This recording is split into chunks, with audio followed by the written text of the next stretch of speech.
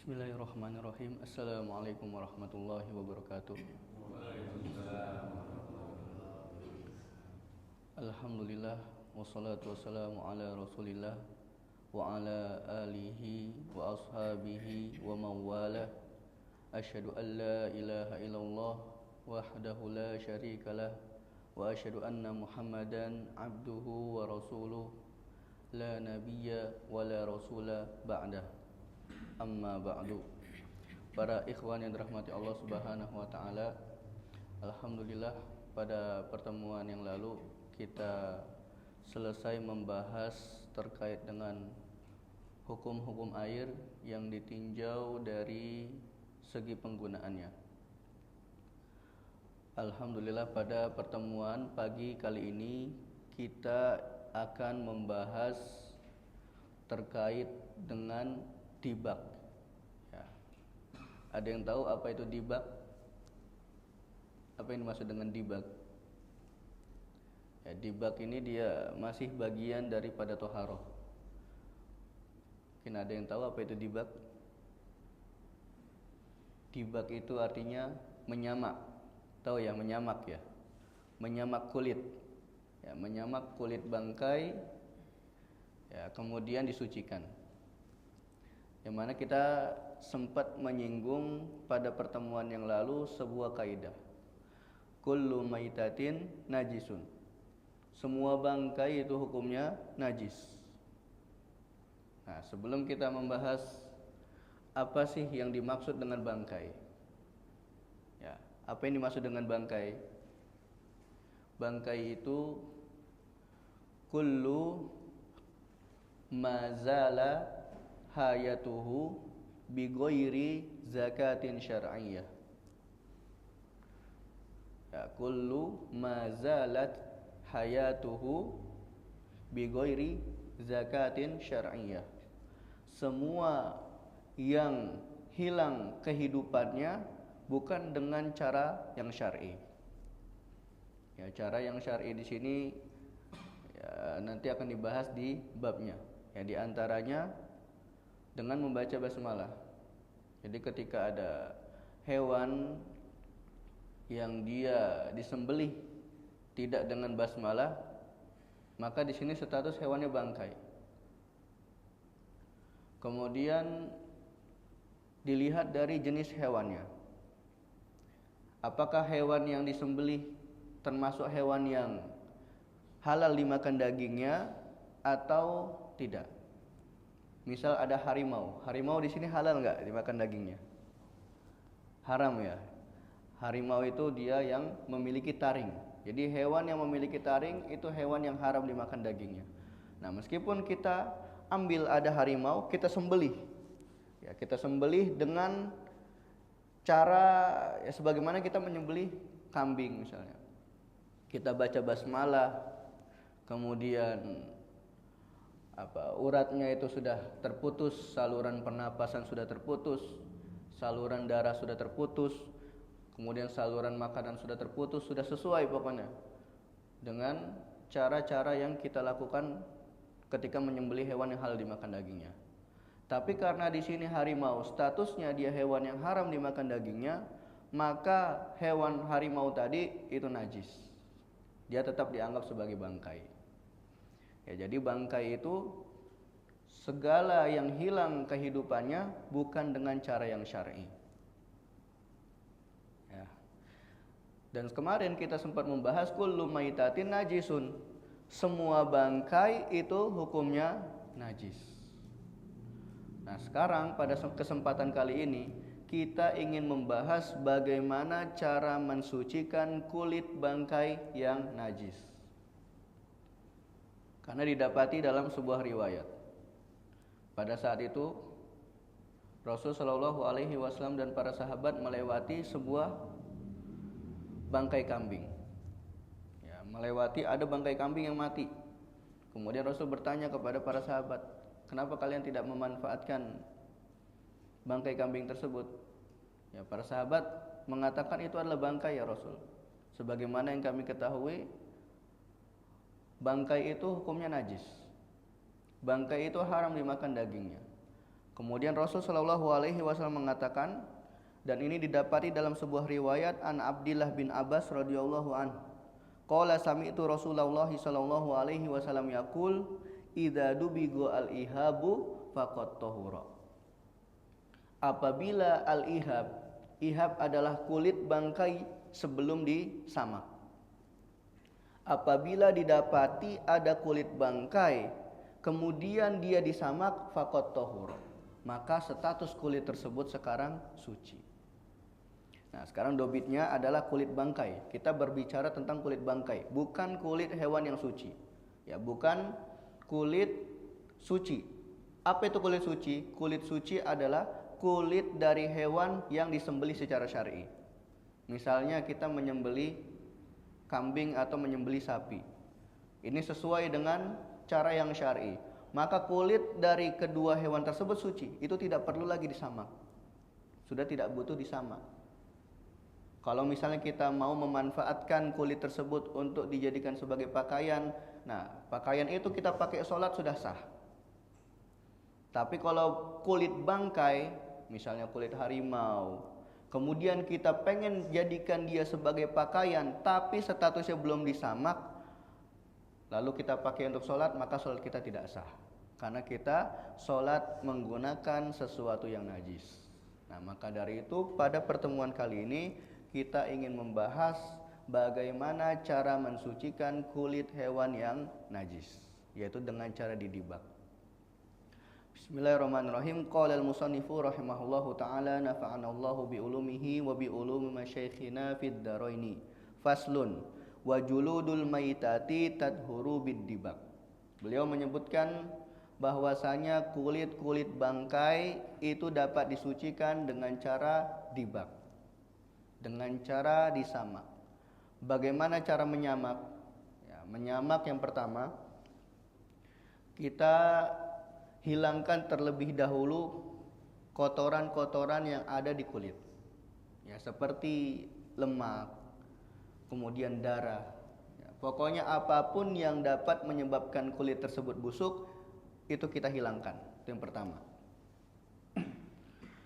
Kemudian kita baluri kulit bangkai tersebut menggunakan sesuatu yang memiliki sifat kasar atau panas.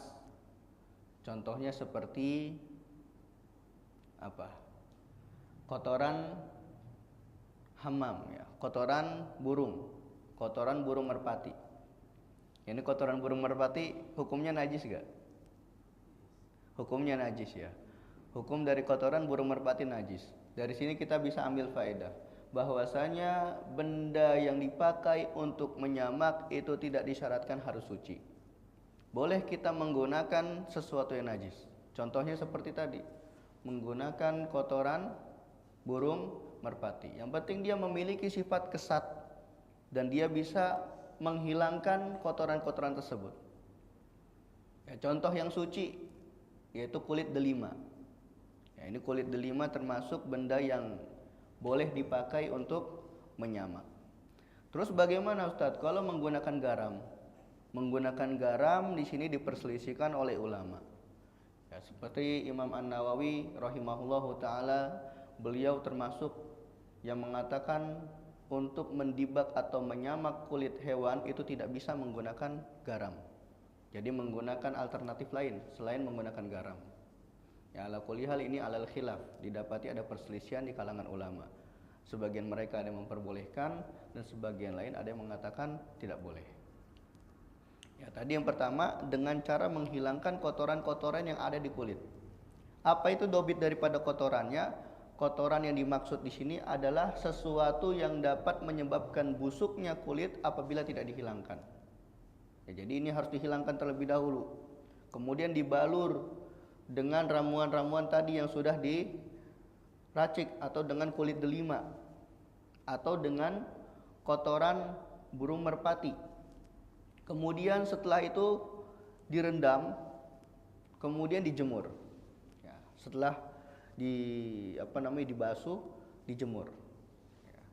Atau bisa juga ketika dia dibalurkan langsung dijemur, itu bisa juga. Nanti setelah kering kemudian dia bilas, Nah, di sini kita bisa mengetahui apakah kulit itu sudah suci atau belum. Takaran kulit itu sudah dikatakan suci apabila air yang digunakan untuk merendam kulit yang sudah dibak atau sudah disamak tadi tidak mengeluarkan bau. Jadi ketika kita merendam kulit yang sudah disamak, kemudian kita angkat, ternyata airnya masih mengeluarkan bau busuk. Tandanya kulit yang kita samak tadi itu gagal. Nah, kita harus samak ulang. Kita harus dibak ulang dengan metode yang tadi sampai ketika kita rendam kulit itu tidak lagi mengeluarkan bau busuk. Ya, ini dia takaran daripada menyamak kulit. Nah, lalu beliau menyebutkan, apakah semua kulit hewan atau apakah semua kulit bangkai itu bisa disamak? Kata beliau tidak. Ya, beliau mengatakan illa jildul kalbi wal khinzir, kecuali ada dua hewan yang tidak bisa disucikan, yaitu kalb, ya anjing, yang kedua khinzir, ya bab 1, ya, babi. Nah, ini kita tidak bisa disucikan, karena kalau kita melihat daripada zatnya, kedua hewan ini ketika hidup saja dia sudah najis. Ya, ketika dia hidup saja sudah najis, apalagi ketika sudah mati. Maka apapun yang ada di dalam kedua hewan ini tidak bisa disucikan. Dagingnya haram statusnya, kulitnya najis, liurnya najis. Ketika mati maka tidak ada lagi yang bisa dimanfaatkan dari kedua hewan ini. Ya, jadi tidak bisa disamak. Ya. Wa ma tawallada minhuma aw min ahadihima, atau hewan yang lahir dari perkawinan silang antara kedua hewan ini. Ini masih permisalan. Jadi para ulama terdahulu itu ketika membahas suatu permasalahan, membahas sesuatu yang tidak mungkin terjadi. Ya, terkadang ada yang mungkin terjadi, terkadang ada yang terjadinya itu berapa abad kemudian, seperti adanya pesawat, ini tidak ada di zaman mereka, tapi mereka sudah membahas. Kemudian ada juga yang itu tidak akan mungkin terjadi. Ya, seperti ya mungkin misalnya akan terjadi, misalnya ya qadarullah mungkin suatu saat akan terjadi ada anjing dan babi dikawinkan silang kemudian melahirkan spesies baru. Nah, maka hukum spesies baru ini mengikuti induknya, hukumnya najis. Ya, spesies baru ini hukumnya najis. Najisnya sama, najis mughaladzah. Yang mana pernah ya kita sempat kita tahu ya bahwasanya najis itu ada 3 macam. Ada najis mukhafafah, yaitu najisnya ringan, seperti kencingnya bayi laki-laki yang usianya kurang dari 2 tahun.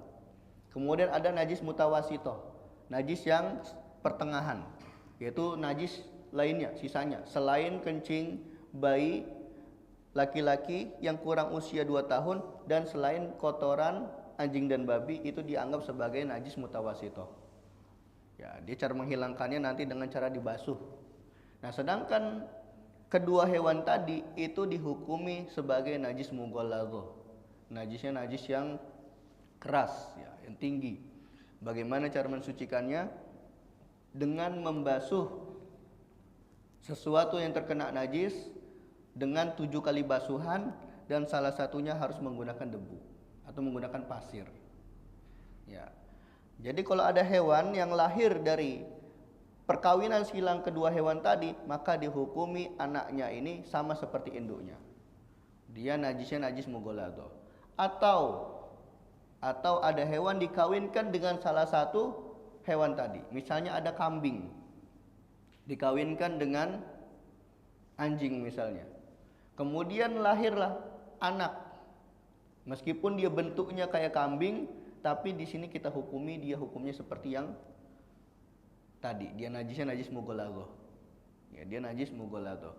Maka ketika dia mati, nanti kulitnya itu tidak bisa dibak, enggak bisa disucikan. Ya, jadi beliau menyebutkan illa jildul kalbi wal khinzir wa ma tawallada minhuma, dan apapun yang terlahir dari keduanya, au min ahadihima, atau dari salah satu keduanya.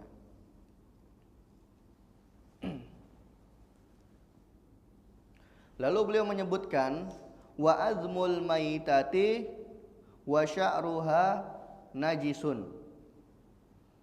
Kemudian beliau menyebutkan azam, yaitu tulang. Tulang dari bangkai itu hukumnya najis. Tulang dari bangkai dan bulu dari bangkai itu hukumnya najis. Dari sini perlu diperhatikan. Ketika kita membeli misalnya kulit harimau, kalau kita membeli kulit harimau dan masih ada bulunya, tapi bulunya takarannya banyak ya. Kalau takarannya sedikit, ini masih ada ulama yang menganggap itu dimaafkan.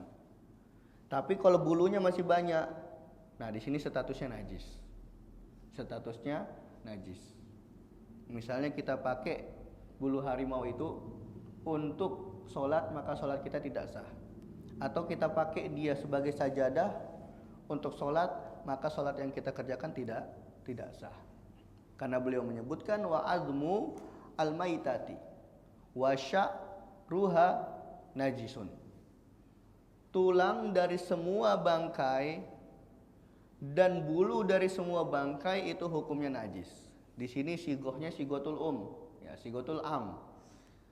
Umum, berbicara tentang umum. Karena disebutkan di dalam kitab, kalau kita menelusuri atau menguliknya itu menggunakan ilmu usul fikih, ada istilah mufrad mudhof.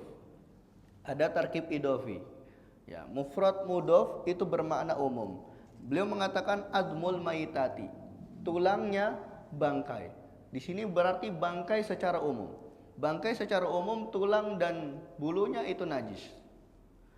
Dari yang umum dikecualikan. Lalu beliau mengatakan ilal adami, kecuali tulang dan bulunya manusia itu hukumnya suci. Sekalipun manusianya tersebut kafir. Ya, meskipun orang kafir, ketika kita menyentuh bangkai orang kafir, itu kita tidak perlu untuk mencuci tangan. Ingat ya, bangkainya, bukan kotorannya. Kalau kena kotorannya ya itu wajib kita cuci tangan. Tapi bangkainya, misalnya kulitnya, atau kita menyentuh rambutnya, atau ketika kita menyentuh rambutnya ternyata nempel di tangan, kemudian kita sholat. Nah di sini nggak masalah. Karena apa? Rambut dan tulangnya manusia itu hukumnya suci. Jadi kaidah yang kita sebutkan pada pertemuan yang lalu, kullu maitatin najisun, semua bangkai itu hukumnya najis, itu dikecualikan 3 bangkai. Yang pertama bangkai manusia. Bangkai manusia hukumnya suci. Yang kedua bangkai ikan. Bangkai ikan hukumnya suci. Kemudian yang ketiga bangkai belalang. Bangkai belalang hukumnya suci. Sehingga ketiga hewan ini, atau ketiga hewan, kita katakan manusia juga hewan. Ya, dalam ilmu mantik itu ketika para ulama mantik mendefinisikan apa itu insan, manusia, hayawanun natik, yaitu hewan yang dia memiliki logika, memiliki akal. Apa yang dimaksud dengan hewan? Zuhayatin, yang memiliki kehidupan. Ya, semua yang hidup itu dikatakan hewan. Ya, semua yang hidup dikatakan hewan, karena hewan ini berasal dari kata hayawan. Hayawan ya hayah, kehidupan, diambil dari kehidupan. Jadi zuhayatin, setiap yang memiliki kehidupan itu dikatakan sebagai hewan. Ya, seperti itu. Bedanya apa? Manusia hayawanun natik. Manusia adalah makhluk yang memiliki kehidupan serta memiliki akal, untuk mengeluarkan daripadanya hewan-hewan yang tidak memiliki akal. Gitu.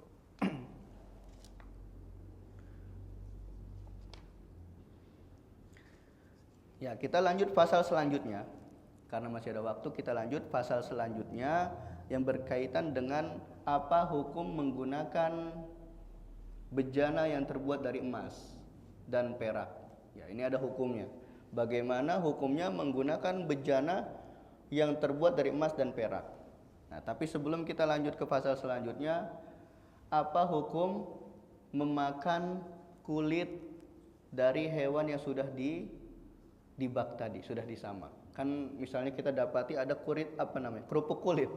Kerupuk kulit misalnya dia berasal dari kulit bangkai yang sudah disamak. Nah, sekarang bagaimana hukum memakan kulit yang sudah disamak?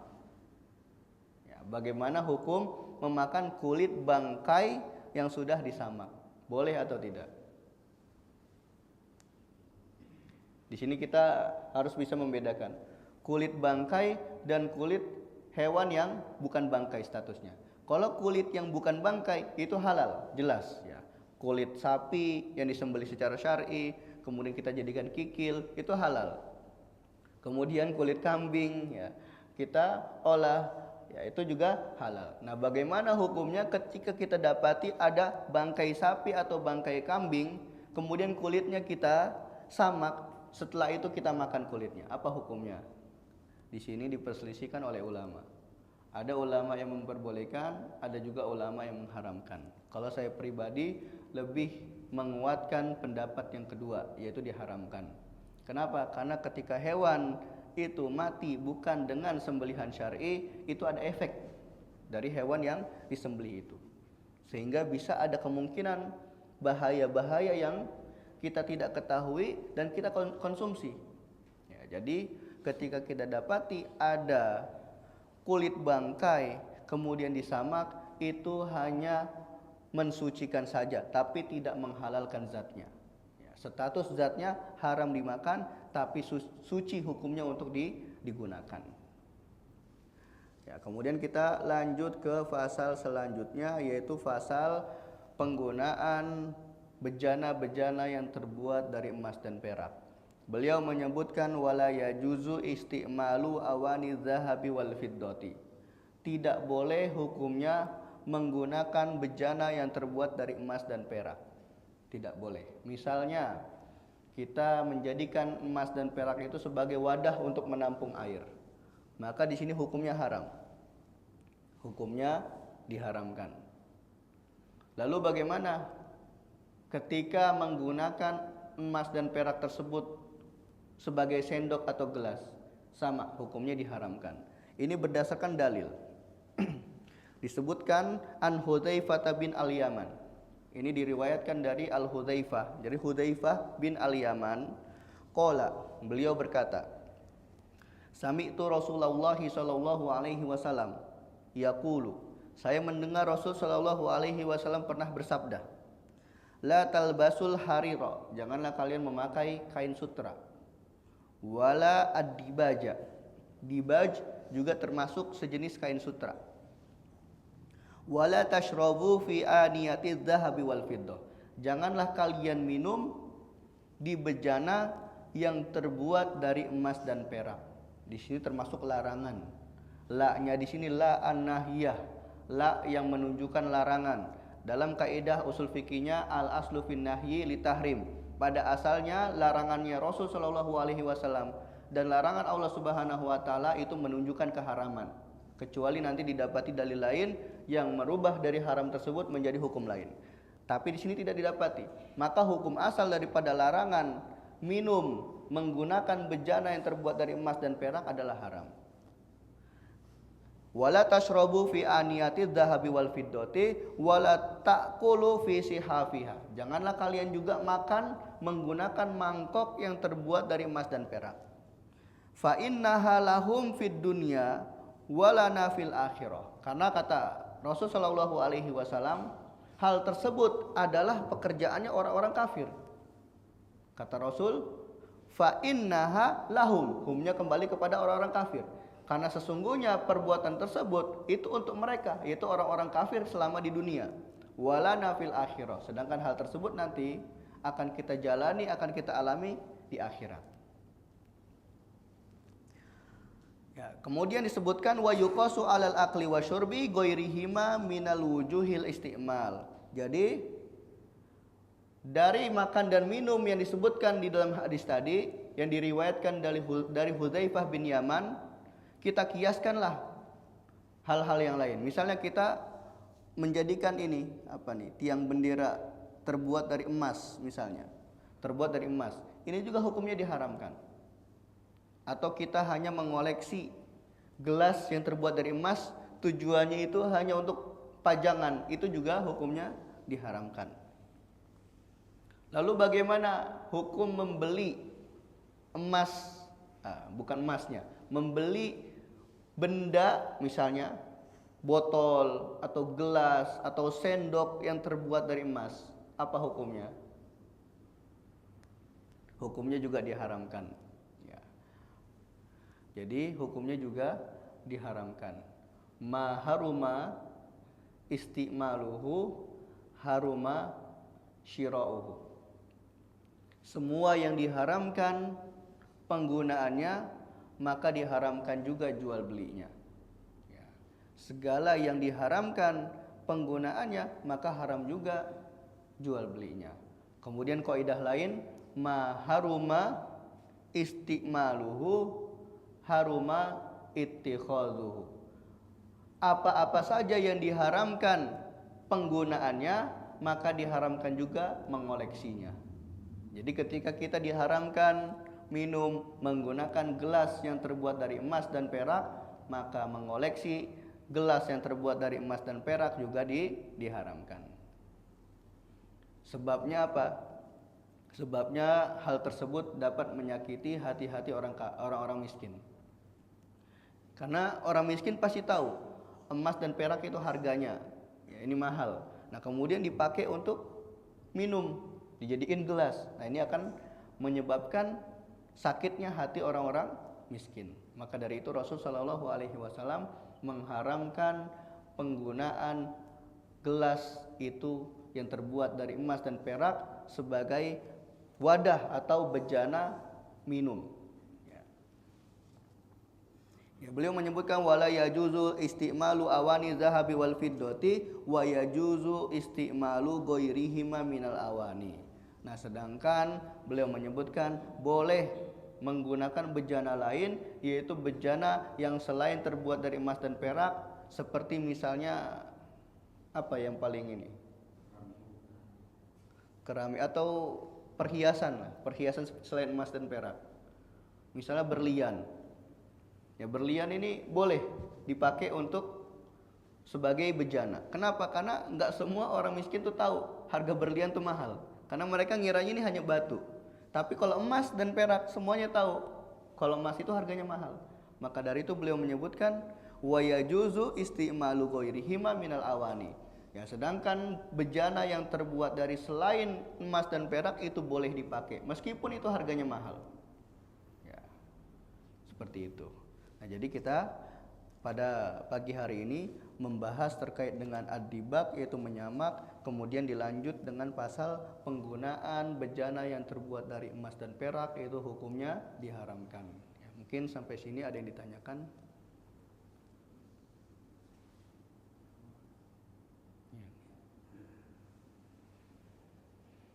Assalamualaikum warahmatullahi wabarakatuh. Waalaikumsalam warahmatullahi wabarakatuh.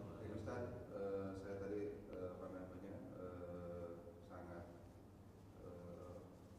interest sekali untuk masalah yang kulit, ya, kulit tadi. Bagaimana kalau misalnya kulit harimau contohnya, banyak sekali di Indonesia kulit harimau itu jadikan pajangan, jadikan pajangan atau entah di dinding atau di bawah gitu. Nah, itu apakah hukumnya juga di situ haram atau bagaimana? Ya, menjadikan kulit harimau sebagai perhiasan itu boleh-boleh saja. Ya. Tapi tadi dilihat apakah kulit harimau yang dibeli sudah disamak atau belum. Sebenarnya kalau belum disamak itu pun tidak masalah. Selama itu tidak ada hubungannya dengan ibadah. Misalnya hanya yang penting jangan ditaruh di masjid. Ya. Yang penting jangan ditaruh di masjid, karena di masjid itu nggak boleh kita memasuki sesuatu yang najis. Ya. Misalnya ditaruh di dalam rumah, kulit harimau dipajang, itu tidak masalah. Tapi kalau dijadikan sebagai karpet, nah ini yang perlu diperhatikan, karena dikhawatirkan nanti ada segelintir bulu yang masih ada nempel di pakaian kita, kemudian kita sholat, atau kita nggak tahu ini belum disamak, terus kita jadikan dia sebagai sajadah, kita sholat di atasnya, maka di sini juga berpengaruh. Nah, tapi hukum asal menjadikan kulit harimau itu sebagai hiasan itu boleh, dan afdolnya menjadikan kulit harimau yang sudah disamak. Karena apa? Statusnya sudah suci, sehingga kita bebas untuk memperlakukan kulit harimau tersebut. Gitu. Boleh, Iya. boleh, biar puas. Kalau tadi masalah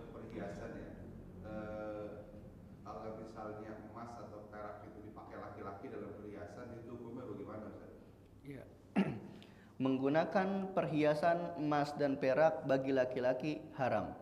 Ya, jadi laki-laki diharamkan menggunakan perhiasan yang terbuat dari emas dan perak. Kemudian kita dapati tadi adanya kaidah, ma haruma istimaluhu haruma ittikhaduhu. Semua yang diharamkan penggunaannya maka diharamkan juga mengoleksinya. Sehingga bagi laki-laki haram hukumnya menyimpan perhiasan yang terbuat dari emas dan perak. Haram. Jadi kita di sini harus membedakan. Kan saya pengen nabung. Masa iya diharamkan nabung emas? Ya, nabungnya emasnya emas batangan. Kalau emasnya emas batangan itu nggak apa-apa, nggak masalah. Yang kita bahas adalah perhiasan. Nah, perhiasan yang terbuat dari emas dan perak ini hanya khusus bagi perempuan. Ini haknya perempuan. Nah, tapi kalau bagi laki-laki itu hukumnya diharamkan. Yang pertama emas. Emas ini haram secara kesepakatan ulama. Sedangkan perak ini masih diperselisihkan. Sebagian ulama mengatakan haram, sebagian ulama mengatakan makruh. Sebagian ulama mengatakan makruh dan sebagian ulama mengatakan mubah menggunakan perak. Jadi menggunakan cincin yang terbuat dari perak bagi laki-laki itu diperbolehkan. Cincin yang terbuat dari perak bagi laki-laki itu hukumnya diperbolehkan. Tapi kalau emas itu bittifaq. Kesepakatan ulama itu hukumnya haram. Tidak ada ulama yang menyebutkan laki-laki boleh menggunakan cincin yang terbuat dari emas. Tapi kalau perak, menurut pendapat yang paling kuat, laki-laki boleh menggunakan cincin atau perhiasan yang terbuat dari perak. Seperti itu.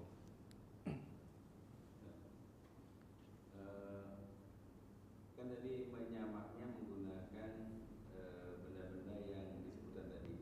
Ada juga orang yang menghilangkan lemak, kemudian bagian-bagian yang berfungsi menjadi bau itu dengan dipanaskan atau dijemur.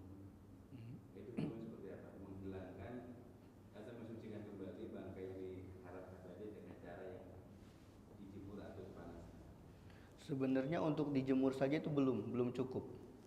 Karena orang-orang yang tadi sebenarnya dia sebelum menjemur itu ada proses yang mereka sudah lalui. Ya biasanya kalau di Indonesia sendiri tuh pakainya garam.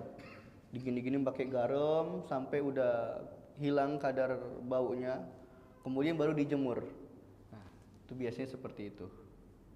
Jadi kalau hanya langsung dijemur saja itu belum cukup. Jadi ada proses menghilangkan dulu. Iya. Baru diakhiri dengan dijemur. Iya, baru dijemur, baru kalau udah kering kita bilas. Nah, dibilas, pada saat dibilas itulah yang menjadi takaran kita mengetahui si kulit ini sudah suci atau belum.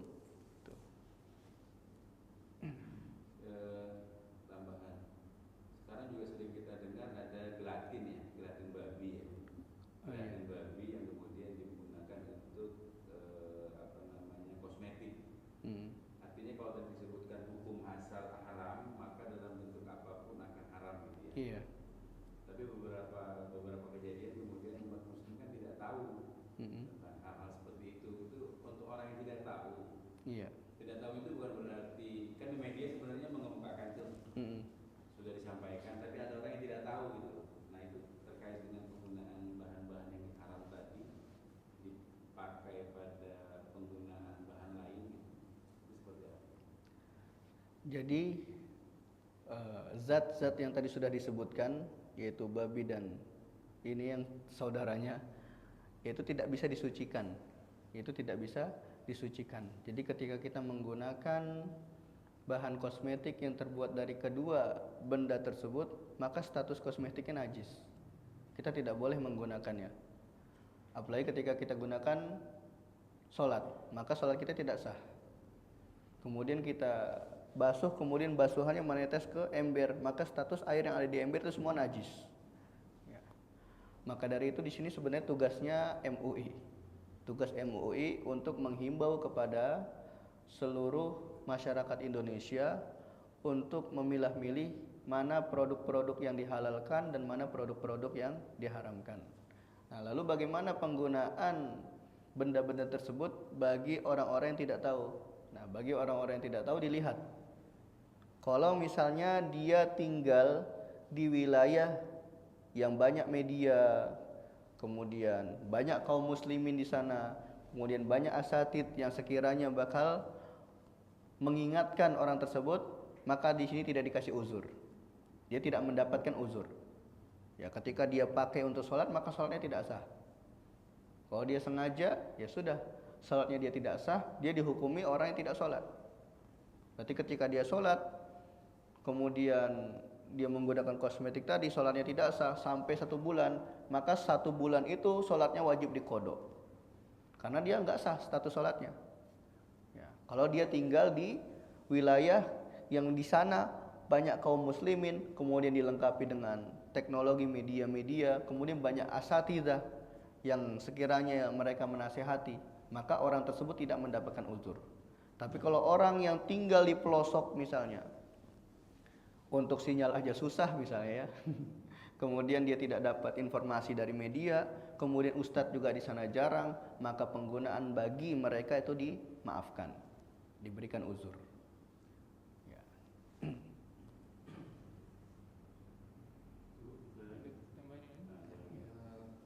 Tadi kan penyaringnya itu di MUI ya. Iya. Kemudian dengan adanya label di produk itu ada label halal seperti itu. Iya. Tidak semua kan ada label halal seperti itu seperti apa ya? Ya, jadi ketika sudah didapati produk yang berlabel halal, kita anggap itu sudah halal. Urusan di belakang itu urusan MUI. Berarti ketika nanti MUI itu menggelapkan, ya dosa mereka, karena mereka sudah mencemplungkan umat untuk melakukan produk-produk yang statusnya tidak halal. Jadi selama kita melihat di produk itu ada halal dari capnya MUI, sudah kita berhusnuzon bahwasanya produk itu adalah produk yang halal. Ya. Karena kalau berdasarkan yang saya lihat selama ini MUI juga mereka sebelum mencap suatu produk itu halal, mereka harus melakukan penelitian-penelitian. Bagaimana diriset dulu ini pembuatannya seperti apa, kemudian metodenya seperti apa, atau yang bentuknya jual beli ini bagaimana cara bermuamalahnya. Nah, itu semua berdasarkan riset. Tapi kalau misalnya ada pengelabuan di sana, itu ya sudah mereka yang menanggung. Ya, urusan kita sebagai konsumen melihat di sana ada cap halal, ya sudah kita berhusnuzon bahwasanya ini adalah produk yang halal. Ya, seperti itu. Sempat kan ya ada sedikit tambahan karmin, tahu ya karmin ya? Karmin itu pewarna hewani. Pewarna hewani yang terbuat dari sebuah hewan, kutu apa itu namanya, warna merah. Nah, biasanya ini didapati di minuman-minuman yang berwarna pink, rasa stroberi. Nanti bisa coba dilihat misalnya, ada nggak bahan di situ karmin. Nah, di sini sempat diperselisihkan oleh ulama. Majelis ulama sekitar Jawa Timur kalau nggak salah, Majelis MUI Jawa Timur itu sempat mengeluarkan fatwa haramnya minuman yang mengandung karmin. Karena di sini termasuk hewan yang dia tidak disembelih secara syar'i, dia juga statusnya bangkai, tidak boleh dimakan. Kemudian kok dicampurkan ke minuman sebagai pewarna. Nah, di sini Majelis Ulama Jawa Timur itu sempat mengeluarkan fatwa ini haram. Tapi ulama yang lain mengatakan ini tidak masalah. Karena apa? Ini sudah melalui proses-proses perubahan zat dan sebagainya, sehingga terjadilah perubahan hukum. Sehingga dari yang tadinya haram atau najis menjadi halal dan suci. Ya, ala kulli hal ini mereka semua menjalani riset-riset ilmiah berdasarkan rujukan-rujukan para ulama seperti itu. Sehingga ketika kita dapati ada label halal, ya sudah kita berhusnuzon, bismillah, itu adalah produk yang halal.